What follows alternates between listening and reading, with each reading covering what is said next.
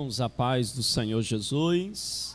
Queremos também tributar ao nosso Deus toda a honra e toda a glória pelo privilégio que nos concede o Senhor, irmãos, de estarmos na sua casa, de estarmos em sua presença.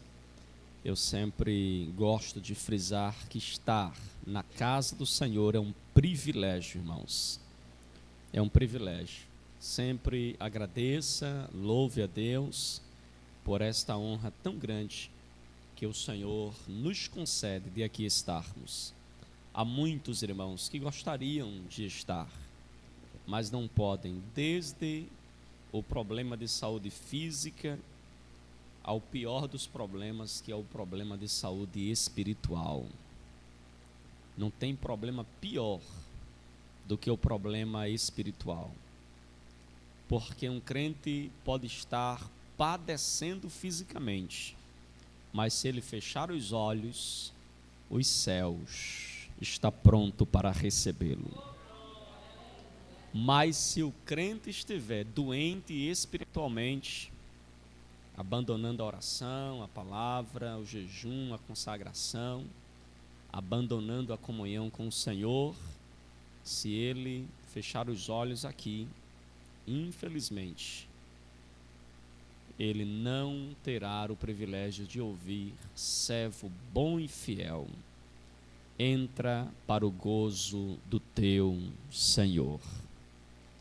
Então, irmãos, olha que privilégio nós temos de estarmos aqui nesta noite, porque você está com saúde física e você estar aqui hoje porque você está buscando saúde espiritual, crescer espiritualmente para a glória de Deus. Amém?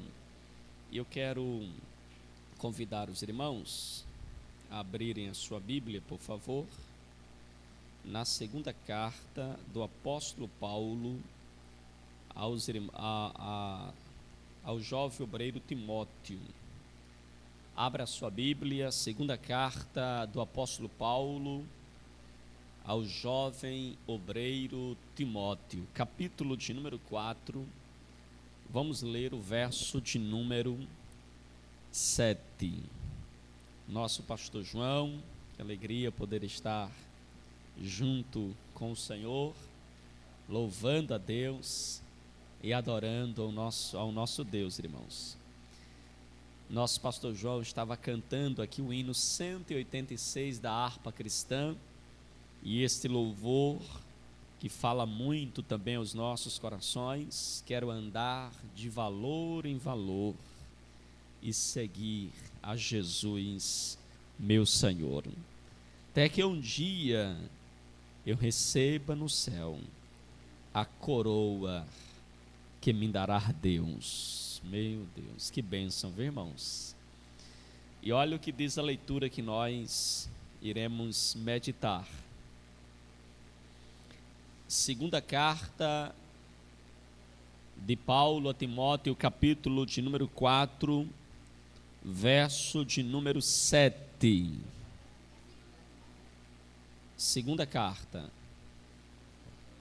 Isso, segunda carta de Paulo a Timóteo, segunda epístola de Paulo a Timóteo, capítulo 4, verso de número 7. Nosso irmão Val estava aqui dizendo: meu Deus, será que a gente vai chegar, pastor, à idade do pastor João? Não é assim? Ou quem sabe a idade da nossa diaconisa Maria Costa? Será que a gente vai chegar lá?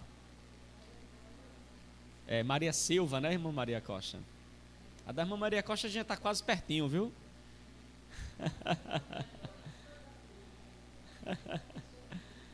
Não é assim? Mas olha como é importante você chegar lá, chegar na idade do pastor João, diácono Bento, chegar lá e poder dizer essas palavras aqui. Olha o que vai dizer Paulo, 2 Timóteo, capítulo 4, verso de número 7. Combati o bom combate, completei a carreira, guardei a fé. Oh, glória! Meu Deus, tome seu assento em nome de Jesus. Meus irmãos, mantenha sua Bíblia aberta. Nós iremos passear em alguns versículos da palavra de Deus e hoje nós iremos meditar, dando continuidade ainda à nossa série de estudos sobre crescimento e maturidade espiritual. Hoje nós iremos falar sobre o herói da fé, aprendendo com Paulo. Se você puder, anote aí, marque esse versículo, guarde esta palavra para melhor compreensão dos irmãos. Quando nós falamos de herói, provavelmente lembramos logo dos heróis dos filmes, dos desenhos, um homem dotado de superpoder, homens fortes, musculosos, esperto, corajoso, audacioso, geralmente de capa ou com uma espada ou uma arma que ele usa para se defender. Mas o herói que nós iremos falar não era musculoso, não era alto, não era forte no sentido físico e nem usava capa. O nosso herói que nós queremos falar nesta noite é sobre Paulo. E quero falar sobre como nós podemos imitar o apóstolo Paulo, copiar então o exemplo de Paulo e sermos também um herói na vida cristã. Hoje nós vivemos, irmãos, um período onde há muitas guerras, batalhas, não apenas as guerras que estão acontecendo no Oriente, mas nós enfrentamos também as nossas guerras, embora numa dimensão muito inferior, no que diz respeito, claro, e são guerras diferentes, mas nós enfrentamos também muitos desafios nos lares, na vida financeira, enfrentamos muitos desafios na vida social, na vida emocional.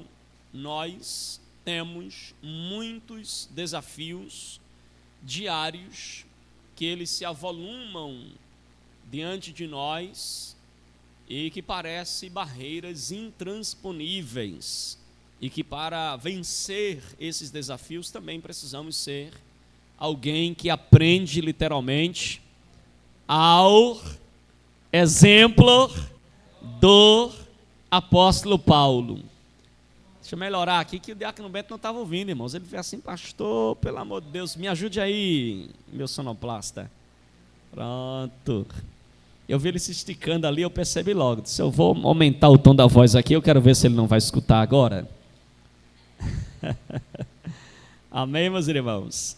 Mas eu tenho que ter cuidado, meu diácono Bento, para não fazer o senhor ouvir e deixar os outros sem escutar mais, né? Aí tem que ser um equilíbrio, entendeu? Senão não dá certo, né? Então, irmãos,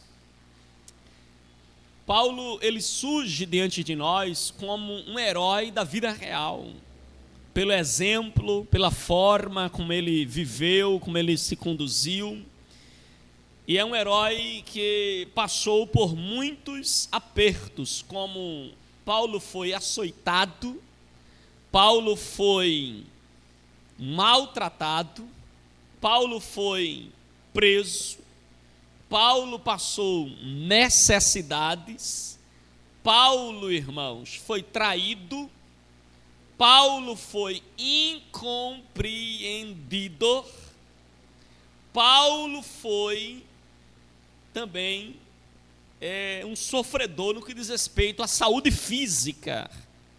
Ele escreve aos Gálatas e nos parece mostrar o texto que Paulo tem um problema visual, um problema de visão muito grande. Ele disse: escrevi para vocês com letras grandes, provavelmente por causa da sua dificuldade em enxergar. Paulo foi um homem que enfrentou muitos desafios, e se tem uma coisa ou várias coisas que marcam a vida de Paulo, e por isso Paulo é um herói que nós precisamos aprender com ele, é porque apesar de enfrentar tudo isso, de passar por todos esses reveses, nas suas últimas palavras, escrita ao jovem obreiro Timóteo, Paulo, ele diz: combati o bom combate, acabei a carreira, guardei a fé.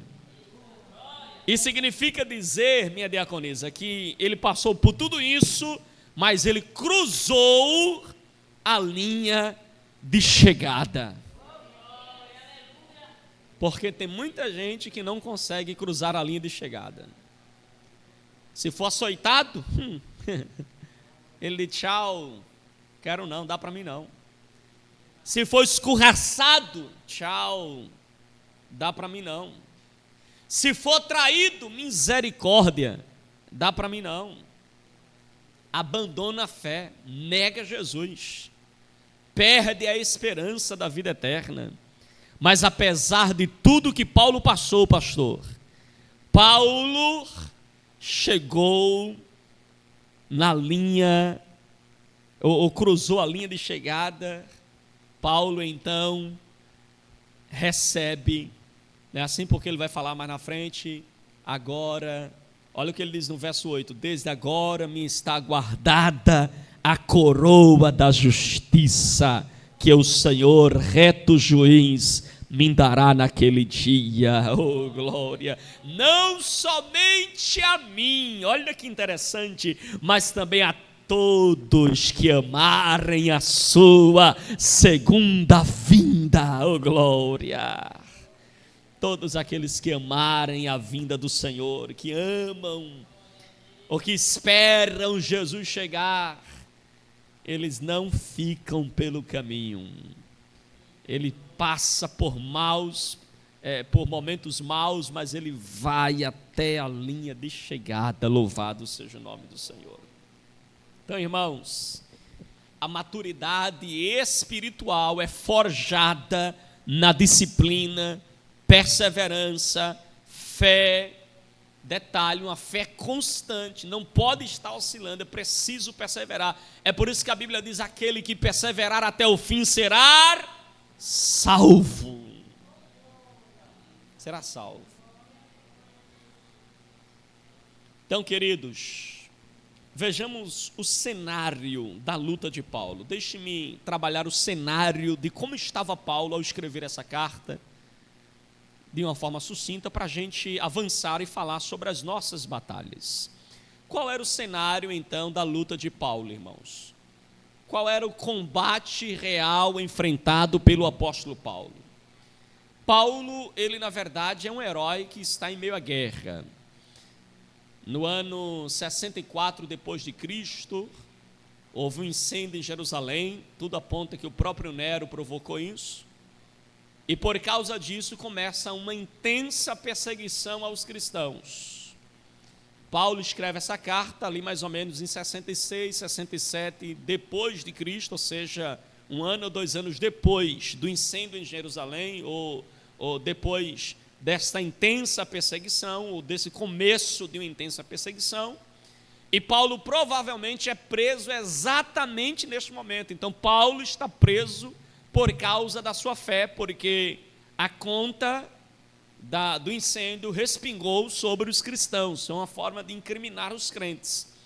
Então, esta carta, segundo Timóteo, é na verdade um suspiro, o último suspiro literário de Paulo, é a última carta de Paulo. Portanto, as palavras que nós lemos são as últimas palavras que nós temos do apóstolo Paulo. Ele é um prisioneiro romano, diferente das suas prisões quando ele escreveu a carta aos Efésios, Colossenses e Tessalonicenses, porque quando Paulo, Efésios, Colossenses e Filipenses, quando ele escreveu essas cartas, ele estava preso. Então, nesta prisão, Paulo estava numa prisão domiciliar. Mas agora Paulo não está numa prisão domiciliar, Paulo está dentro de uma masmorra, e o próximo passo, sem dúvida alguma, porque os romanos tinham algumas formas de punição, entre elas estava passar pelo chicote. O chicote era uma tira de couro, na ponta, irmã Maria, tinha amarrado um osso, ou um chumbo, um metal, um chumbo, ou uma peça de metal, um pedaço de metal. Cada chicotada, quando a ponta do chicote batia, arrancava um pedaço da carne. E Paulo levou 40 menos 1, 39 chicotadas. Paulo passou por isso. Era uma das formas de punição do Império Romano. Então Paulo, ele passa também por isso. Uma outra punição dada pelo Império, depois de ser chicoteado, Jesus também passou por isso, era crucificar. Quando eles não crucificavam, e a crucificação era tanto para cidadão romano como para cidadão judeu, mas uma outra forma de punição que era exclusiva para os cidadãos romanos, e Paulo tinha cidadania romana, era a decapitação. Alguém sabe o que é isso? Era o que, irmã Maria?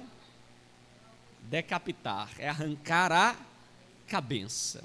Então Paulo está dentro da masmorra fria, gelada, aguardando somente o horário da sua sentença, aguardando o momento em que ele terá a sua cabeça decepada. E ainda assim, neste estado, Paulo escreve a sua última carta, que era na verdade um canto do cisne de um homem que viveu a sua vida inteira para o Evangelho. E esses versículos são testemunhos espirituais de um homem que viveu para Cristo e que está morrendo por Cristo, sem negar um dia sequer a sua fé. O pastor Hernandes Lopes diz que essa carta é a carta de despedida de um general para um soldado ou para um jovem soldado. Então aqui está um general, um veterano, escrevendo uma carta para um jovem soldado que está iniciando a sua batalha, que é Timóteo. E Paulo está no fim da linha, Timóteo está no começo dela. E apesar da cela fria, apesar da solidão, Paulo escreve esta carta não com tristeza, não com pesar. Paulo escreve esta carta não com a dor no peito, mas se nós pudéssemos ver o semblante de Paulo, Paulo escreve essa carta, irmãos, com o peito aceso, porque ele está escrevendo não como um derrotado, mas ele está escrevendo como alguém que cruzou a linha de chegada e agora está aguardando o prêmio da soberana vocação. Oh glória! Ele não está derrotado, Paulo está em paz. Que diferença da gente, né, irmãos? Paulo está em paz. Paulo não está com cara de derrotado, cara de quem foi injustiçado, porque as palavras dele no verso de número 8 apontam, de uma certa forma, com uma ironia para o império, porque ele está preso de forma injusta. Ele diz assim, olha a expressão do verso 8, como é uma deixa assim para o Império Romano. Olha o que ele vai dizer: desde agora me está guardada a coroa da justiça, que o Senhor, reto juiz, o juiz dos homens, falhou, estão me condenando de forma injusta, mas eu, Paulo, estou aguardando a coroa do reto juiz, daquele que não falha, que não passa nada despercebido diante dos olhos dele. Oh glória! Meu Deus, irmãos. Então, mesmo no cárcere, ele está mais livre do que os homens que estão no palácio, porque Paulo, ele aguarda os céus. Então, o ambiente em que Paulo escreve era um ambiente hostil, irmãos. A igreja do primeiro século enfrentava todo tipo de pressão. A igreja enfrentava perseguição externa sob o império de Nero. A igreja enfrentava ataques internos, porque havia muitos falsos profetas que estavam surgindo dentro da igreja. A gente pensa que falso profeta é uma novidade de ontem, não é assim? Eita, como tem muito falso profeta hoje. Irmãos, na época de Paulo já era uma guerra, era um problema. Paulo tinha o império era um inimigo ferrenho contra o seu ministério, mas dentro da comunidade, da igreja, já havia falsos mestres e muitos crentes que estavam envenenados pelos falsos mestres, e isso foi uma guerra também no ministério do apóstolo Paulo, irmãos. Então, ele escreve para Timóteo, um jovem que estava ainda inseguro, que precisava entender que a fé verdadeira exige firmeza diante do caos. Charles Swindoll, ele diz que Paulo, ele usa aqui uma expressão bom combate, porque compreendia que a luta não era apenas uma luta humana, mas era também uma guerra espiritual. Então veja que essa batalha não era apenas uma batalha humana, era também uma questão espiritual, era algo que estava além do mundo físico. E nessa batalha, Paulo está nos mostrando que a última opção,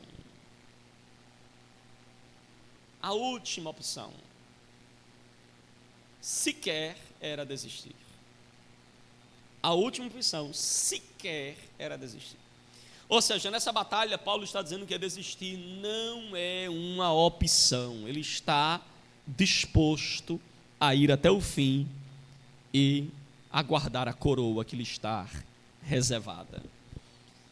Paulo vai usar aqui a imagem também de um atleta, porque quando ele diz combater o bom combate, Paulo está usando esse termo emprestado do ambiente esportivo. Paulo está usando esta frase, essa palavra, essa imagem de um atleta. A palavra grega para combate é a palavra grega agon, que significa agonia. É como alguém que está na luta, alguém que está em combate, que está no meio da guerra. Então, Paulo escreve essa carta dizendo para Timóteo que está combatendo um bom combate. Porque Paulo compreendia que essa luta, que esta agonia exigia o máximo do seu corpo, exigia o máximo da sua alma.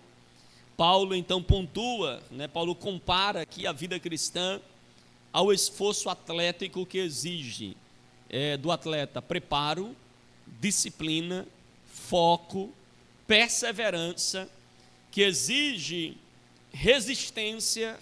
Todo atleta precisa ter essas palavrinhas mágicas toda hora, constantemente na sua jornada. Persistência, foco, perseverança, resiliência, resistência. Ele precisa ter isso sempre em mente. Então, irmãos, nossa batalha talvez não envolva as prisões de Paulo.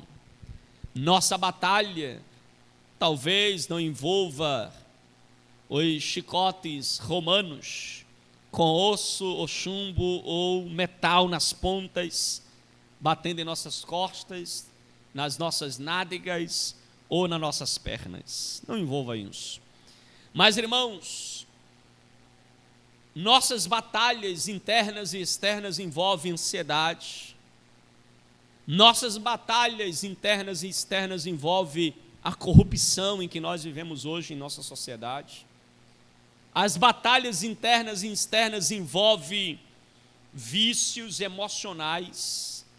Vícios emocionais é um problema, irmãos. Depois você procure se informar sobre o que é vícios emocionais. Irmãos, vícios emocionais se trata de padrões repetitivos de sentir, pensar e agir que são negativos. Tem pessoas que têm um padrão de agir repetitivo, de sentir, pensar e agir negativo. Isso é um problema, irmãos. Um exemplo de vício emocional é a dependência, vício emocional. A gente pensa que vício é somente para quem usa drogas, né? Literalmente a droga em si, mas tem muita gente com problemas tão ou quanto comparado às drogas, que é, por exemplo, o vício emocional. O vício emocional, por exemplo, um exemplo de vício emocional, dependência emocional. Tem pessoas que eles são diariamente, ele sente diariamente a necessidade de aprovação do outro. Ele tem alguém que ele se espelha, o que ele olha, o que ele se aproxima e se aproxima àquela pessoa, e então começa a ter uma dependência emocional daquela pessoa, de tal forma que ele precisa diariamente de aprovação daquela pessoa. Vou citar um exemplo aqui na igreja. Ele canta, ele está sempre olhando para aquela pessoa para ver se a pessoa concorda com, está aprovando o que ele está cantando. Ele prega, ele está sempre olhando para aquela pessoa para ver se aquela pessoa está aprovando o que ele está pregando. Ele está fazendo uma obra, alguma coisa, ela pergunta, e aí, tu gostou do que eu fiz? Porque ele depende da aprovação daquela pessoa, para o seu bem-estar. Isso é vício emocional. Isso é um problema. Um outro exemplo de vício emocional é o ciúme excessivo, irmãos. Ciúme excessivo é um problema. Glória a Deus. 1 copo, 1 hora. 2 copos, 2 horas. Agora tu trouxe gelado. Tu quer que o pastor pare imediatamente, é? Traz uma água natural para eu beber agora. Essa aqui só vai dar para beber no final do culto. Brincando, vê. João Vitor, mas a água para trazer natural. Então, irmãos, o ciúme excessivo. Tem pessoas que têm um ciúme excessivo. Excessivo, de tudo, de tudo. Às vezes de um objeto, de uma coisa, de uma pessoa, tem um ciúme excessivo. É vícios emocionais, que a gente precisa ter cuidado, porque pode ser uma batalha que nós enfrentamos. Redes sociais, irmãos, é outro problema, viu? 3 horas, Vitor.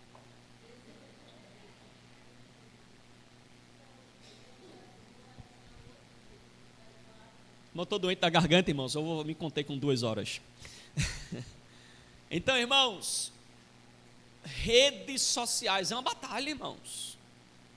O que tem de crente hoje que vive uma batalha para vencer o vício ou a guerra da rede social. O teclado, irmãos, tem país que já tem clínica para tratar o viciado em internet. Clínicas para tratar o viciado em internet. Internamento.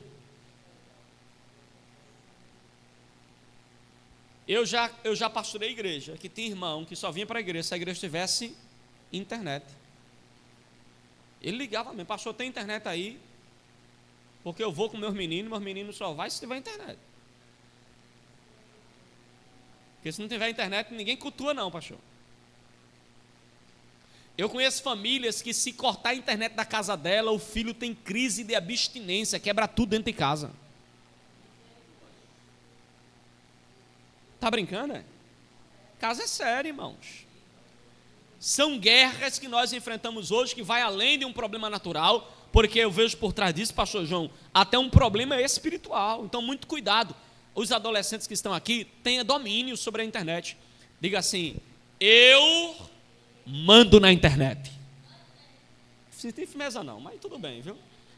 Eu não vou fingir que acredito não, vou repetir para ver se vocês... Diga assim, eu mando na minha internet.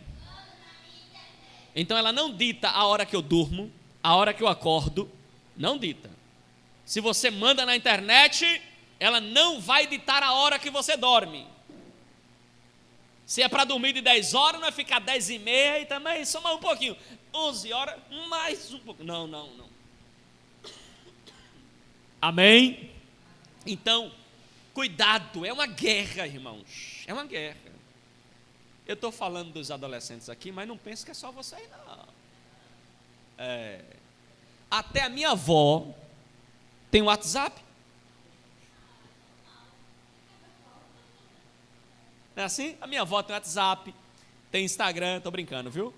Minha avó não tem não, mas tem muitas irmãs que têm, irmãos. O problema não é ter, o problema é não ter controle. O problema é não ter controle. Não é? Agora, se você não tiver controle, eu vou te dar o conselho de Adão para Eva. Deus disse assim, Adão, não coma deste fruto, de todos os outros pode comer, mas desse aqui não coma não. Aí Adão chamou Eva e disse assim, Eva, meu amor, Olha, Deus disse que não era nem para tocar nesse fruto, viu? Nem toque, porque o dia que tu tocar, tu morre. Esse foi o conselho de Adão para Eva. Entendeu ou não? Se tu não pode se aproximar, pegar, manusear sem comer, então nem toca. Mas pior, irmãos, que Adão deu esse conselho para Eva, mas Eva, meu Deus do céu, oh Jesus. Aí quando a serpente chegou lá, disse: olha para que fruto bonito, Eva. Mas Deus disse que eu não posso nem tocar, comer muito menos. Mas ele é tão bonito, Deus deve ter escondido alguma coisa de vocês, porque olha, tu sabia que se tu comer desse fruto aqui, tu vai ficar como Deus? Eva é o quê? Como Deus? Então, é bonito o fruto. Deixa eu tocar aqui. Rapaz, que textura, que cheiro, agradável aos olhos. E comeu. Se você tem controle, manuseie a internet. Se você não tem, tenta se afastar. E quando se afastar, virar serpente. Aí não faz feito Eva, não. Amém?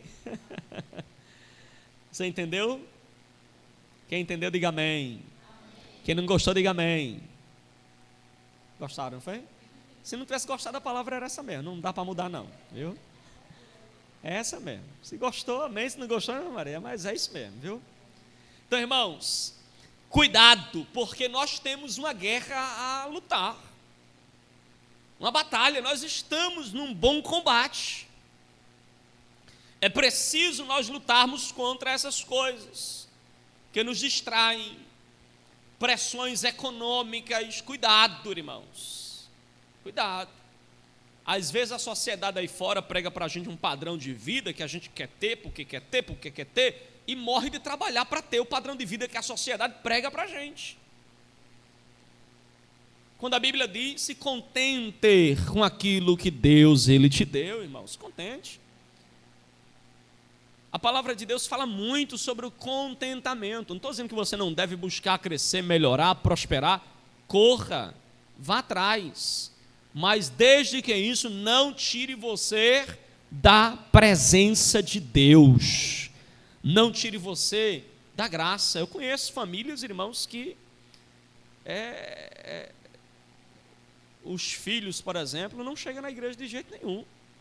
Porque faz faculdade de manhã, faz estágio de tarde, de noite faz curso de inglês, na outra noite faz natação, na outra noite faz boliche, na outra noite vai dar comida para o cachorro, e a igreja não tem tempo não. Como é que fica a vida espiritual, irmãos? É preciso você dizer: um dia eu vou parar. Se você tem uma agenda muito corrida, separe um dia. Meu dia vai ser o domingo. Domingo, de manhã e de tarde, de noite, eu quero estar fazendo algo para Jesus. Faculdade na segunda, trabalho na segunda, tudo na segunda. Mas um dia da minha semana eu vou separar com qualidade para dedicar a Jesus.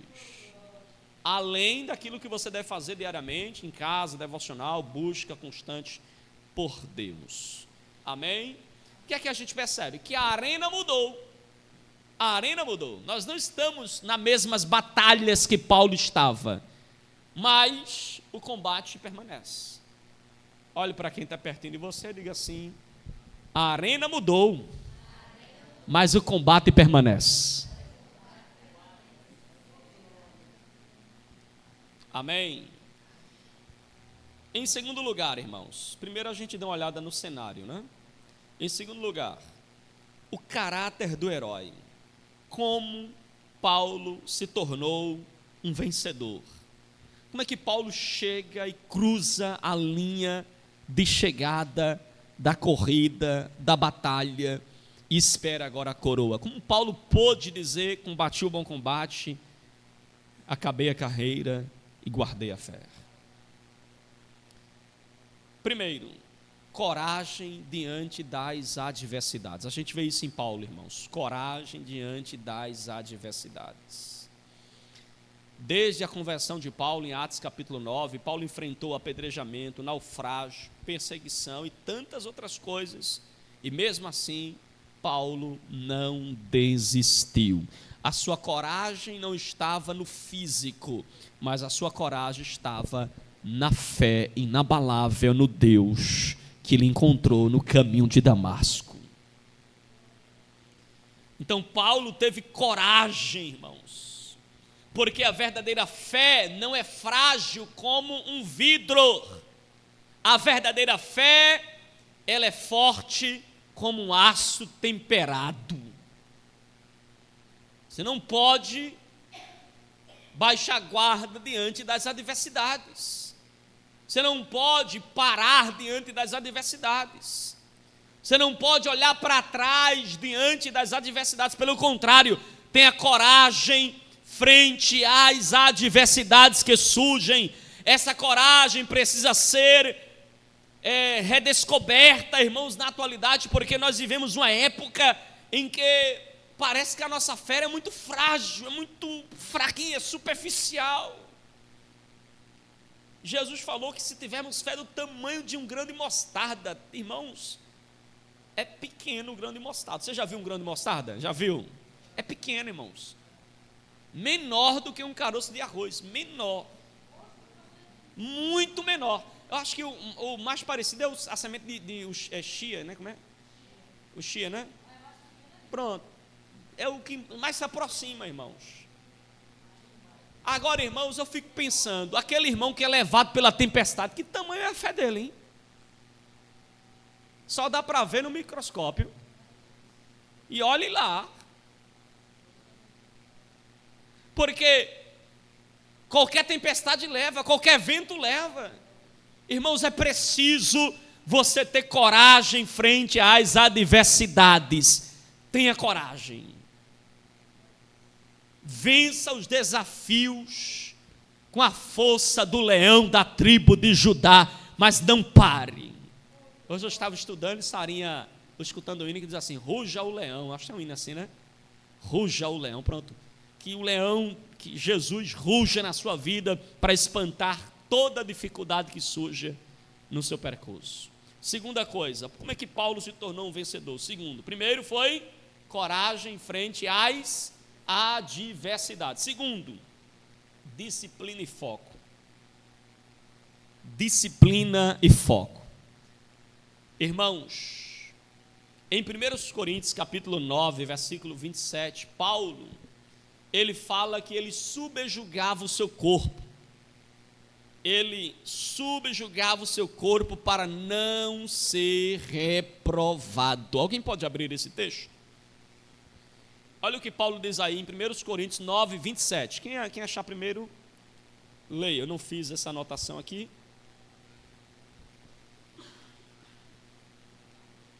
Primeiros Coríntios 9, 27.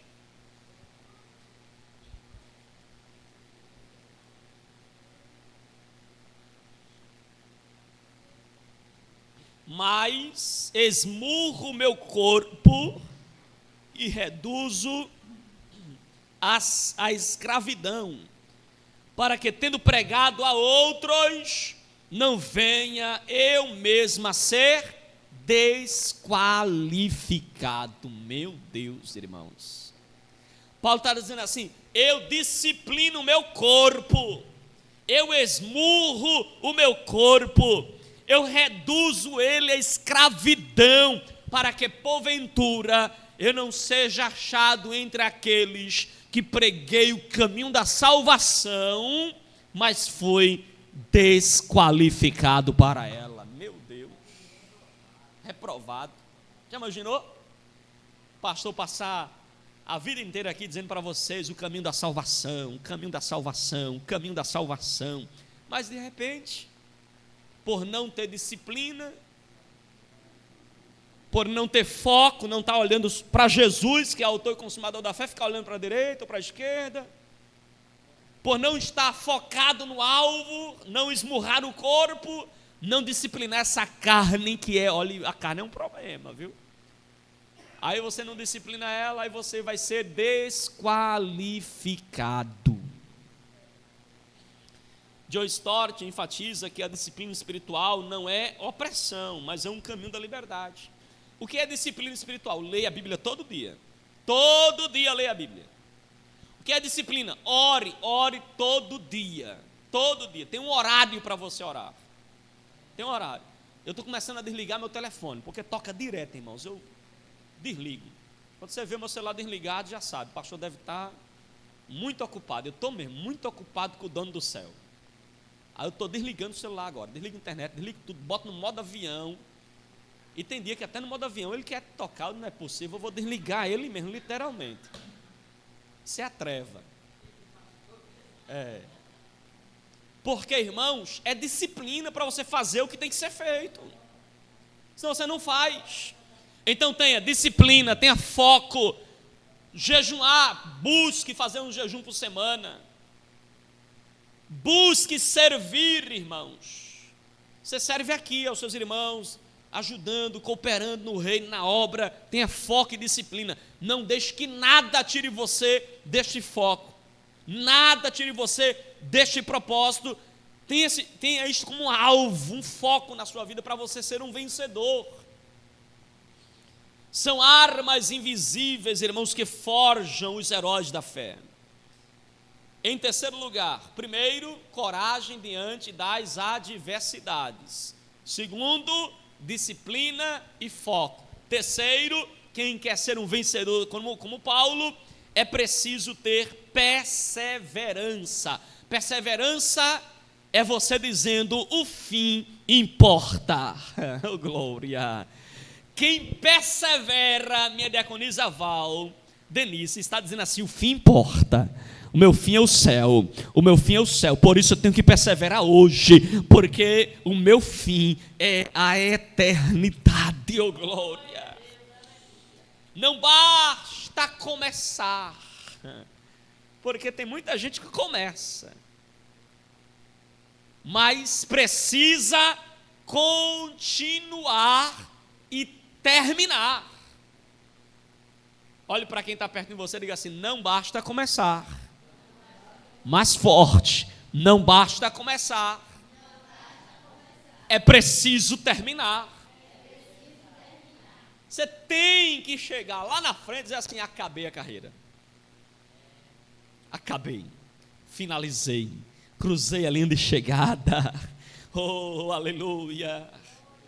Então, perseverança é quem está olhando para o fim, dizendo assim: o fim importa. Em quarto lugar, humildade. Humildade, irmãos, é força na fraqueza. Reconheça que você é fraco. Paulo reconhecia suas limitações. Lá em 2 Coríntios capítulo 12, verso 10, ele diz: quando estou fraco, então é que sou forte, porque a graça de Deus se aperfeiçoa na minha fraqueza. Então Paulo reconhece isso. Billy Graham disse que é quando caímos de joelhos que estamos mais próximos da vitória. Então, todo crente que está caído de joelhos aos pés de Jesus está bem pertinho da vitória, está bem pertinho da bênção. Oh, glória, aleluia. Você pode estar exausto, você pode estar sobrecarregado, você pode até ter chegado aqui hoje, estar me acompanhando através desta transmissão, deste vídeo, você pode estar até frustrado.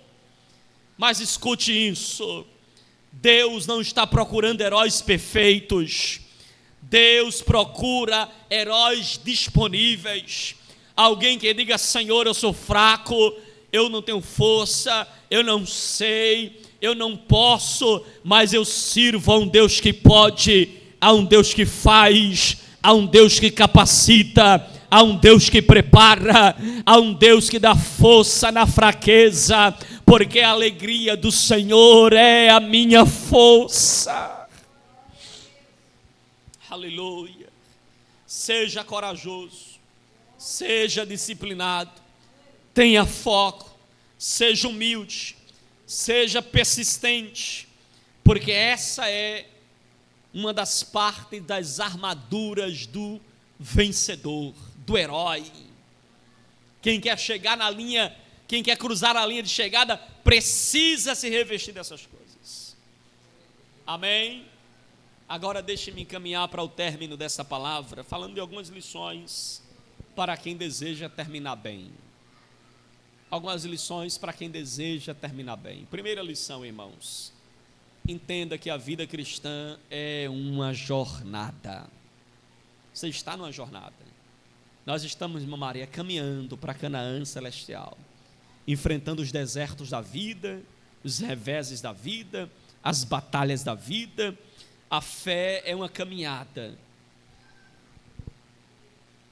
Embora diferente dos heróis, dos filmes, dos desenhos, mas a nossa caminhada é como nos filmes. Nos filmes tem um mentor, nosso mentor é Cristo. O filme tem geralmente um propósito, um chamado para o autor principal. O nosso chamado é o Evangelho. No filme, geralmente, o herói, ele se destaca com superpoder sobre um inimigo ou alguém que se interpõe contra ele, e ele precisa vencer aquele inimigo. Nosso inimigo é a carne, nosso inimigo é o pecado, nosso inimigo é o diabo. Nós temos uma missão, e a missão é levar luz para as trevas. Oh, glória! A Bíblia, irmãos, está repleta de narrativas que mostram pessoas que precisaram, então, tomar uma atitude e partir em sua jornada. Abraão teve que sair da sua terra e seguir rumo à terra de Canaã. Israel precisou cruzar o deserto. Jesus caminhou até a cruz para cumprir a sua missão. E nós? E você? Qual é a jornada que você está trilhando para cumprir a missão que Deus colocou em tuas mãos? Pastor, como assim? É que cada culto é um passo na sua jornada. Cada oração é um passo na sua jornada. Um movimento para Deus é um passo na sua jornada. Pastor, mas eu caí. Cada queda é uma oportunidade de recomeço, faz parte do roteiro, mas não pare, não olhe para trás. Quando eu ainda era muito jovem, eu ouvi uma frase, irmãos, que eu guardei no meu coração. Alguém disse assim: fraco não é o que cai, porque todos nós estamos sujeitos a cair. Fraco é aquele que não se levanta. Fraco é aquele que não se coloca de pé, não dá a volta por cima, sacode a poeira e segue, irmãos. Este sim demonstrou fraqueza. Em segundo lugar, segundo conselho, segunda lição: enfrente os vilões da jornada. Enfrente. Há muitos vilões na jornada, enfrente eles. Paulo alertou Timóteo sobre um tempo em que haveria pessoas na igreja que prefeririam ouvir pregadores segundo as suas preferências. Eles iriam escolher falsos mestres que pregassem segundo os seus desejos, porque a sã doutrina iria dar coceira nos ouvidos, ia ser incômodo. O vilão nem sempre, irmãos, o vilão nem sempre é o mundo e nem sempre é o diabo em si. O vilão, muitas vezes, é um coração acomodado, é um coração frio, é um coração adormecido, é um coração que não tem mais aquele fervor por Deus e pela sua palavra. Pode ser o grande vilão da nossa trajetória, o grande vilão. Porque tem crente que tudo o que acontece ele pensa que é o diabo, não é assim? Estou passando por isso por causa do diabo, pastor. Isso é o diabo. E o diabo dizendo assim: eu não tenho nada a ver com essa história. Eu já disse que tem crente, irmã Maria, que é tão traquino, que quando o diabo vê ele fazer as presepadas dele, o diabo pega uma bloco de nota, senta perto e diz assim: vou aprender com esse camarada. Porque esse tipo de astúcia aí eu ainda não aprendi.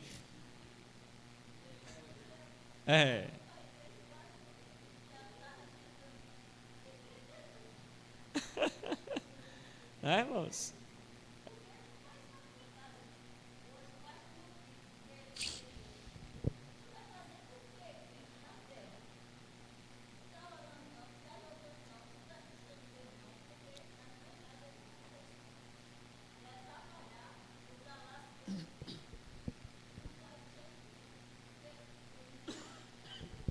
O ambiente, irmãos, não pode ser propício para o diabo se acomodar. Não pode. É o que a irmã Maria está dizendo. Não pode. Porque tem ambiente que se torna tão propício que ele se sente confortável em chegar, em ficar. Irmãos, o pastor Augusto Nicodemos, ele disse que o maior inimigo da igreja é a frieza interior. O maior inimigo da igreja é a frieza interior. Às vezes, como igreja, estamos tão preocupados com o que está acontecendo lá fora, e às vezes ficamos angustiados com o que está acontecendo lá fora, e devemos ficar, mas às vezes nos esquecemos de que a frieza está tomando conta da igreja. E este é um problema sério, irmãos. Sério. É preciso a gente diagnosticar os vilões da nossa alma. Às vezes é o orgulho, às vezes é a inveja, às vezes é a procrastinação. Amanhã eu faço, depois eu faço, depois, e a semana passou e esse depois nunca chegou. Cuidado com a procrastinação, deixar para depois. Depois eu oro, depois eu leio a Bíblia, depois eu consagro, depois eu busco, depois eu vou. É porque eu sou novo ainda, deixa eu ficar numa meia-idade, chega na meia-idade, deixa eu ficar mais vovô. Aí chega vovô, parte e não deu tempo de fazer o que tem que ser feito. Amém. Terceiro, poder da palavra e da comunhão, irmãos. Quem deseja cruzar a linha de chegada precisa entender que a palavra de Deus é a espada que deve estar em nossas mãos, nos dando direção, força, discernimento. O conhecimento bíblico é importante, mais importante do que o conhecimento bíblico é a prática deste conhecimento, que está atrelada ao conhecer. É preciso viver o que se compreende, o que se entende. A palavra deve moldar o nosso caráter, deve guiar as nossas decisões. Devemos caminhar, irmãos, em comunhão com os nossos irmãos. A comunhão dos irmãos é o nosso quartel-general. Aqui a gente se fortifica, se prepara para enfrentar as batalhas. Em quarto lugar, quem deseja cruzar a linha de chegada precisa ter como meta terminar bem. Não basta começar bem, é preciso permanecer bem e terminar bem. Tem gente que até começa meio devagar, mais ou menos, vai, mas não vai, parece um carro velho que só pega no empurrão, mas depois que pega, vai embora e chega no destino. Agora, carro novo, com arrancada, não é assim? Chega, sai, aí quebra no caminho, não chega no destino, não fez nada. Não é, pastor João? Ficou no caminho, não fez nada. É preciso você, quando eu estava no interior, Vitor, eu tenho um pastor, mais ou menos assim, feito o pastor João. Ele dizia assim: meus filhos, caminhem. Eu era bem pequenininho, era mais ou menos feitiçarinho. Eu lembro das palavras dele, dizia assim: irmã Maria, meus filhos, ande no passo do gado, vá devagarinho, vá aprendendo uma coisa aqui, outra coisa ali, mas vá constantemente avançando. Oh, glória, aleluia. Comece bem, continue bem, termine bem. Porque muitos começam bem, só que não perseveram e por isso não conseguem concluir a sua trajetória. Não basta ter um bom início, é preciso cruzar a linha de chegada. E em último, para nós finalizarmos, na medida que você caminha, olha isso aqui, à medida que você caminha, guarde no coração a promessa de que há uma recompensa. Louvado seja o Senhor. Há uma recompensa para quem vai até o final.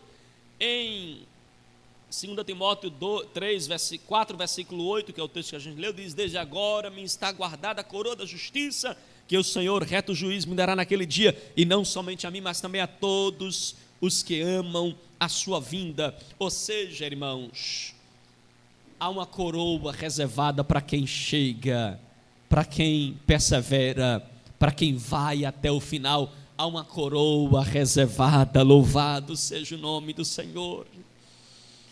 Paulo tinha o céu como horizonte, a sua esperança não estava em aplausos humanos, mas a sua esperança estava no galardão eterno no céu. Olhe para quem está perto de você e diga assim: Deus recompensará cada lágrima, cada esforço, cada fidelidade, mesmo quando ninguém está vendo. Deus está vendo e Ele recompensa o teu trabalho, louvado seja o Senhor. Meus irmãos, Paulo foi perfeito? Não, não foi perfeito. Mas Paulo foi persistente. Paulo foi corajoso.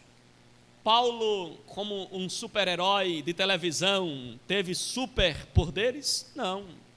Mas Paulo teve um Salvador poderoso. Paulo nos ensina, irmãos, que ser herói da fé não é uma questão de força física, mas é sobre fidelidade, é sobre foco, disciplina, perseverança, persistência. Ele combateu, correu e guardou. Louvado seja o Senhor. Jesus é o nosso maior herói. Ele venceu na cruz, irmãos, o pecado e a morte.